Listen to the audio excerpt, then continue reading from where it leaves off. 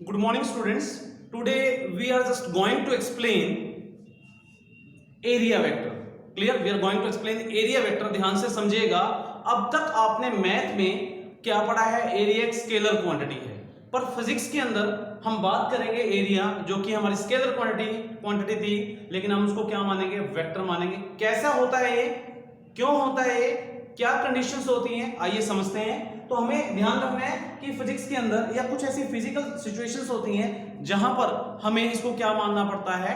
Scalar की बजाय क्या मानना पड़ता है? वेक्टर मानना पड़ता है. क्लियर? तो समझेंगे.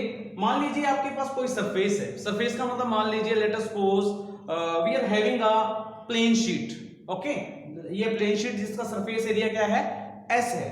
अगर मान लीजिए इतना सा सरफेस एरिया मुझे इसमें से काटना है, इतना सा सरफेस एरिया मुझे इसका काटना हो, तो इस सरफेस एरिया को मैंने क्या बोल दिया? देखा जाए तो क्या बोल दिया? ds. स्मॉल एरिया क्या हो जाएगा? ds. अगर इसे मुझे काटना है, काट के उठाना है, तो उठाने के लिए हमें क्या करना पड़ेगा? ऊपर की तरफ उठाना पड़ेगा. और इसकी डायरेक्शन कौन देगा? N cap. My mean to say, अगर आपके पास पेप्सी की बोतल है, वो ऐसे पकड़ रखी है आपने, और मैंने आपको कहा कि पीजिए, तो फर्स्ट ऑफ ऑल आप क्या करेंगे? पेप्सी की बोतल का जो एरिया है वो एस है, लेकिन उसके ढक्कन का जो एरिया है वो क्या हो जाएगा? स्मॉल एस हो जाएगा. स्मॉल एस हो जाएगा. इसको हम क्या बोलेंगे? Delta S. और डेल्टा एस अगर हम उसके ढक्कन को खोलेंगे तो ढक्कन कहां जाएगा? उसकी डायरेक्शन कहां होगी?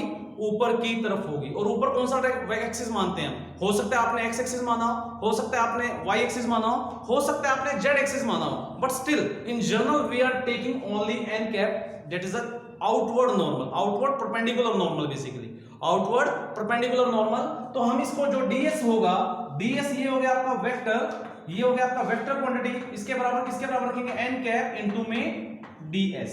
n कैप इनटू में ds. हाँ हाँ हेलो. तो इसमें तो हम क्या बात कर रहे थे कि ये आपका क्या बन जाएगा? एक एरिया वेक्टर बन जाएगा. डेल्टा एस के आपका एरिया वेक्टर है, किसके बराबर हो जाएगा? n cap delta ds. पर ध्यान रखेंगे जो ये नॉर्मल है, ये ध्यान रखना है आपने, ये नॉर्मल हमेशा बाय कन्वेंशन क्या लेंगे? Outward normal. आउटवर्ड नॉर्मल लेंगे. ध्यान दीजिएगा, क्योंकि मान लीजिए आप समझिए, इस बोर्ड को ही समझ लीजिए आप. लेट अस सपोज मैंने आपको कहा कि इस बोर्ड का इतना सा हिस्सा मुझे काट के दो, तो आप पीछे तो दीवार है, इसके पीछे क्या है? दीवार है. तो हम क्या करेंगे? इसको यहीं से कुछ ना कुछ करके काट के ऐसे उठाएंगे, तो क्या हो गया? एक आउटवर्ड नॉर्मल हो गया. तो आपको पीछे वाला नहीं लेना है, आपको क्या लेना है? आउटवर्ड नॉर्मल लेना है. तो आपको ध्यान दीजिएगा, आउटवर्ड नॉर्मल वेक्टर को ही आपने असाइन करना है. ये आपका क्या है? एरिया वेक्टर है. क्लियर? उसके बाद आपका आता है इलेक्ट्रिक फ्लक्स. उसको समझते हैं इलेक्ट्रिक फ्लक्स को. इलेक्ट्रिक फ्लक्स, इलेक्ट्रिक फ्लक्स क्या हो जाएगा? It is defined as the total number of electric line of forces, total number of electric line of forces passing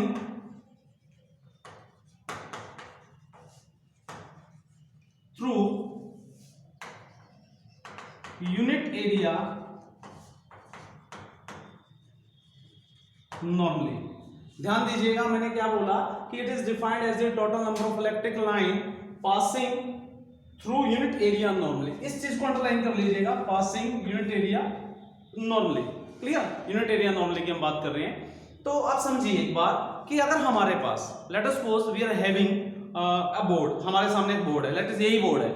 इस बोर्ड की हमने डायमेंशन फिक्स कर ली कि 1 मीटर इंटू 1 मीटर, और हम बिल्कुल सामने से हमारे पास एरोज हैं. उस एरोज को हम क्या करते हैं? धनुष बाण के साथ ऐसे पकड़ के ऐसे करते हैं. क्लियर? सीधे चले जाएंगे एरोज, सीधे चले जाएंगे और धंसते चले जाएंगे इस बोर्ड के अंदर. आपको पता है ना निशानेबाजी होती है, तो उसमें क्या करते हैं? धनुष बाण लेके ऐसे करते हैं एरोज को, और फटाफट से मैक्सिमम जितने इसके अंदर घुस जाएंगे. हम डायग्राम बनाते हैं लाइक दिस वन. हमने ऐसे ले लिया. क्लियर? हमने यहां पर ले लिया. अब इसको अगर हम नोट करते हैं तो हमारे पास अगर हम बात करें, ये आपका एस एरिया है, और इसके बीच में हमने क्या ले लिया? यूनिट एरिया क्या ले लिया? ds. क्या ले लिया? ये एरिया ds. इस ds एरिया के अंदर से कितने एरोज क्रॉस करते हैं? कितने एरो क्रॉस करते हैं? एरो बेसिकली क्या है? एरो मैंने क्या लिखा? Electric line of forces, electric line of forces, E vector, clear, electric line of forces. तो अब ध्यान दीजिएगा, जो हमारा फ्लक्स होगा डी फाई, जो हमारा फ्लक्स होगा डी फाई, वो किसके बराबर होगा, ई गुना में क्या आ जाएगा, डी एस, ई मल्टीप्लीकेशन है, ध्यान दीजिएगा क्या आया, ई मल्टीप्लीकेशन डी एस, क्लियर, ये एरिया हमारा क्या है, डी एस है। नोट डाउन करेंगे बेटा इसको सभी से, कर लिया नोट डाउन। अब समझिए कि आपने नोट कर लिया कि ये इलेक्ट्रिक फील्ड जो है ये क्रॉस करती है नॉर्मली 90 डिग्री से किसी एरिया में से गुजरती है, तो उनकी संख्या जो है, ये एरोस की संख्या जो है वो किसके बराबर आएगी, डी फाई के बराबर आएगी, और डी फाई किसके बराबर आएगा, ई गुना में डी एस है। अब एक एग्जांपल और नोट कीजिए कि लेट अस सपोज हमने मान लिया कि हमारे पास एक बोना लड़का है, बोना बिल्कुल गिठा कद जिसका है, छोटा सा कद है, और वही धनुष बाण हमने उसके हाथ में दे दिया और उसको हमने ऑर्डर दिया कि आपको ये 90 डिग्री से क्रॉस करने हैं इस एरिया में, और आपका मान लीजिए रोशनदान ऊपर है और बोना बच्चा नीचे है, तो आप समझिए एक बात कि वो तो उसकी हाइट बहुत छोटी है, अगर उसकी हाइट बहुत छोटी है, is it possible that he will cross the arrow normally, तो आपके आंसर होंगे नो, आपका आंसर क्या होगा, नो। तो उस केस में क्या होगा, उस केस में क्या होगा, तो नोट कीजिएगा, मैं डायग्राम बना रहा हूं यहाँ पर, डायग्राम से समझिएगा। मान लीजिए हमारा यूनिट एरिया है, अब मैं इसमें डीएस, इसको ऑलरेडी डीएस मान के चल रहा हूं, तो इसमें से जो एरो क्रॉस होगा उस बच्चे के द्वारा वो ऐसे होगा, तिरछा। मैं एक एरो दिखा रहा हूं, सिर्फ एक एरो, इलेक्ट्रिक फील्ड एक एरो दिखा दिया मैंने, क्लियर, एक एरो आपका तिरछा जा रहा है, जबकि मैंने डेफिनेशन में अंडरलाइन किया कि यूनिट एरिया नॉर्मली 90 डिग्री से पास करना चाहिए, पर ये तो 90 डिग्री है ही नहीं, तो ये कितना डिग्री है, तो आपको क्या करना है, इसकी टेल पे, ये टेल है, इस पे प्लस बना लीजिए, ये प्लस बना दिया मैंने, क्लियर, ये प्लस बना दिया, इस प्लस से लाइन ले लीजिए, ये हो गया आपका N cap, outward normal 90 degree जिसको हम बोलते हैं 90 degree, that's a perpendicular vector यहां पर, और ये एंगल हमने कुछ ना कुछ होगा, may be 30 degree, may be 40 degree, may be 60 degree, तो आपको नोट करना है कि ये एंगल कुछ ना कुछ होगा, that is theta. Are you getting my point, that is theta. तो अब इसको देखिए, इसी डायग्राम में अगर हमें ये चीज लेके आनी हो, unit area normally underline line जो है उसको कन्वर्ट करना है, तो आप देखिए इस डायग्राम को मैं कैसे बना रहा हूं, मैंने इस डायग्राम को बनाया लाइक दिस, और मैंने ऐसे एरो दिखा दिए, लेकिन ये एरो अब की बार क्या हो जाएंगे, ई कोस थीटा, ई कोस थीटा, समझ पा रहे हैं। पहले हमारे डायग्राम में जो इलेक्ट्रिक फील्ड था वो ई से रिप्रेजेंट किया था, बट स्टिल अब जो दूसरा डायग्राम है यहां पर एरो जो है वो क्या है, ई कोस थीटा। तो ई कोस थीटा बेसिकली क्या है, it is the component, it is the component of electric field along this axis, along this axis, तो क्या हो जाएगा, ई कोस थीटा। अब देखिए ई कोस थीटा कैसे पास कर रहा है, ई कोस थीटा कैसे पास कर रहा है आपका 90 डिग्री। तो यहां पर अगर हम डी फाई की बात करें तो डी फाई क्या होगा हमारा, डी फाई होगा हमारा ई की जगह पे क्या आएगा, ई कोस थीटा, गुना में क्या करना है हमें, डीएस, गुना में क्या करना है, डीएस। तो हमारा आंसर कितना आएगा, ई डीएस कोस थीटा, ई डीएस कोस थीटा। तो हमारा आंसर कितना आएगा, E dot DS, E dot DS, clear. Note down करेंगे बेटा इसको फटाफट से।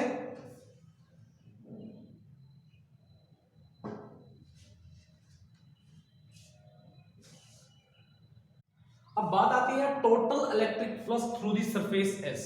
अब ये क्या चीज है, अभी तक हमने क्या किया था, बहुत बड़े एरिया के अंदर से एक छोटा सा एरिया निकाल दिया था, और उस छोटे से एरिया के अंदर हमने नंबर ऑफ लाइंस को काउंट किया, जिसको हमने नाम दिया small electric flux, small electric flux. लेकिन आप समझिए कि अगर हम बात करते हैं पूरे सरफेस एरिया की, पूरे सरफेस एरिया में वो छोटे छोटे से सरफेस आप जितने चाहो उतने ले सकते हो, जितने चाहो आप उतने ले सकते हो, और उनका जो नेचर होगा वो कॉन्टिन्यूस होगा, मतलब एक के बाद एक ले जा सकते हो आप। जब एक के बाद एक ले जा सकते हो तो एक के बाद एक में electric line of forces cross करेंगी, और अगर हमें टोटल लेना है तो उसको काउंट करने के लिए हमें सम लेना पड़ेगा। सम लेने के लिए हमारे पास दो मेथड है, दो मेथड कौन कौन से, एक तो होता है हमारा समेशन और एक होता है हमारा इंटीग्रेशन। अब आप कौन सा लेंगे, मेन मुद्दा है आप कौन सा लेंगे। आप समेशन भी ले सकते हैं, इंटीग्रेशन भी ले सकते हैं, लेकिन जब बात कॉन्टिन्यूस की आती है कि जो आपके एलिमेंट्स हैं वो कॉन्टिन्यूस लिए जा रहे हैं, तो उस केस में आप क्या कर सकते हो, आप ले सकते हो इंटीग्रेशन। तो हमारे पास जो फाई होगा वो किसके बराबर आएगा, इंटीग्रेशन क्लोज्ड के लिए आप पूरे सरफेस का ले रहा हूं मैं, और यहां पर क्या आएगा आपका E dot DS, E dot DS. ये आप ध्यान रखिएगा, ई डॉट है, डॉट प्रोडक्ट है बेसिकली ये। अगर आप ध्यान दीजिएगा तो ये क्या चीज है, मैं लिख भी रहा हूं ताकि कंफ्यूज ना हो। डॉट प्रोडक्ट है, इसको हम ऐसे भी लिख सकते हैं, close integration EDS cos theta. देखिए यहां पर वेक्टर हटा दिए मैंने, लेकिन यहां पर वेक्टर थे क्योंकि डॉट प्रोडक्ट हमेशा किस में होता है, वेक्टर में होता है। क्लियर, यहां तक नोट डाउन करेंगे, इसको समझिएगा। उसके बाद नेक्स्ट लेक्चर में आपको हम गॉस थ्योरम समझाएंगे। Thank you very much.